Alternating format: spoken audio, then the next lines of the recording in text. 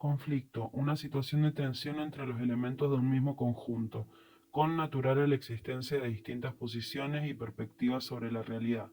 Un conflicto es funcional cuando se refiere a las tareas y se da entre sectores de una organización.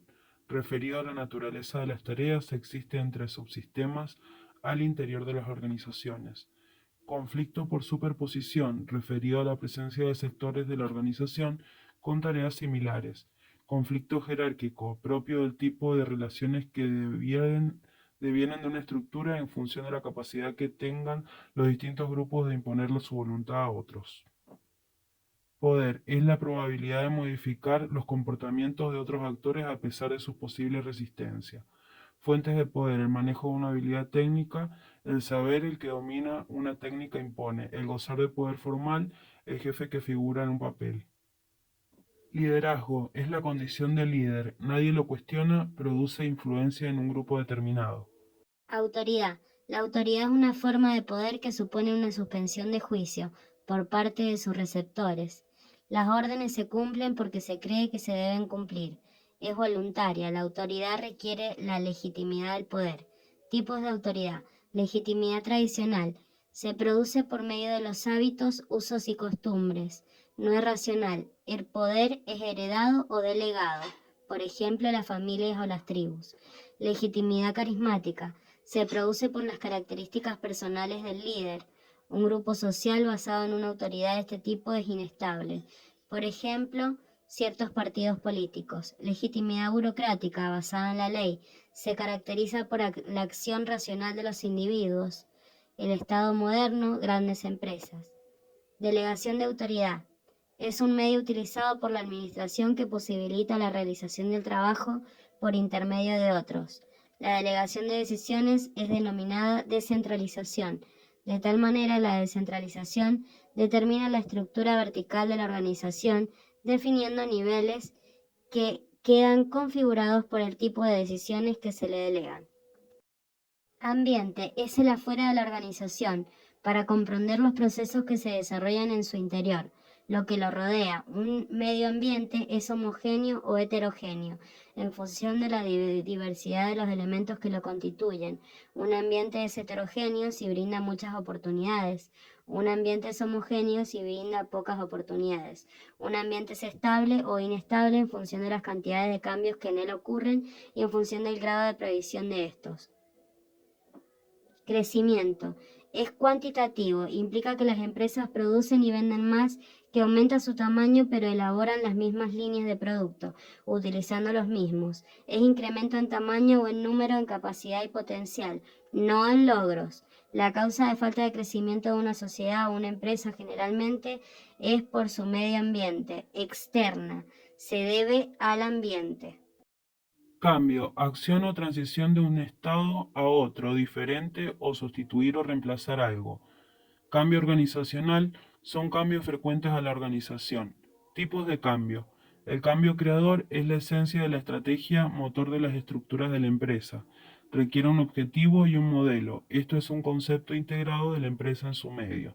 El cambio inducido es aquel que se origina en el seno de la organización, tiende a incrementar la efectividad organizacional o reducir el nivel de conflicto destructivo. El cambio no planeado es el que se produce principalmente por la influencia del contexto.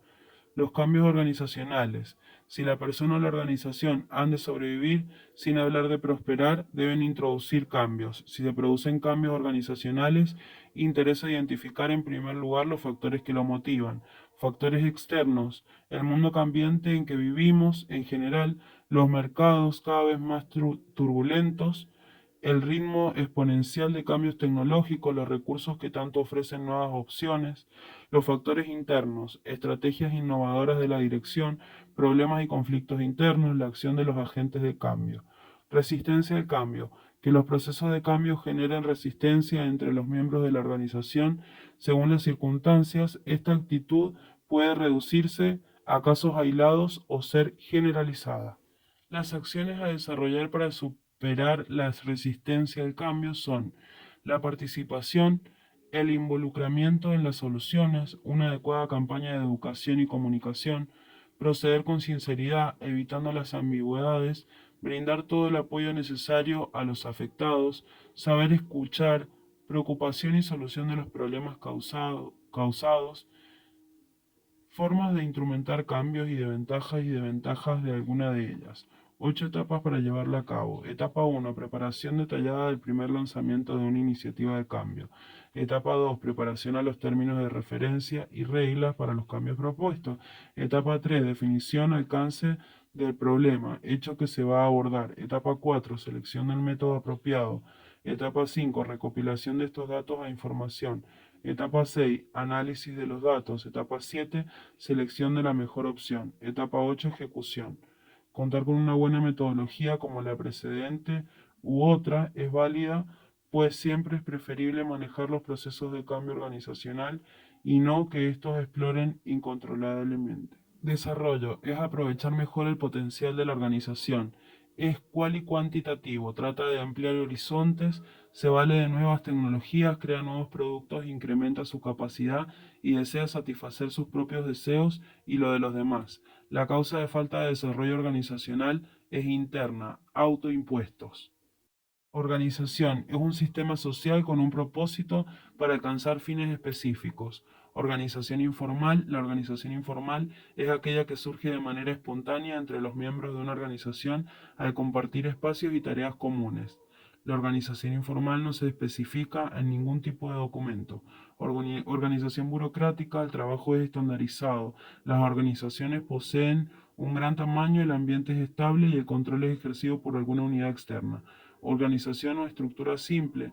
La supervisión es directa, las organizaciones son pequeñas, el ambiente es dinámico y la tecnología no es sofisticada. Organizaciones de bienestar buscan beneficiar al público en general. Descentralización es la delegación de decisiones. Determina la estructura vertical de la organización, definiendo niveles que quedan configurados por el tipo de decisión que se le delegan. Delegación de autoridad. Departamentalización es la delegación de actividades operativas.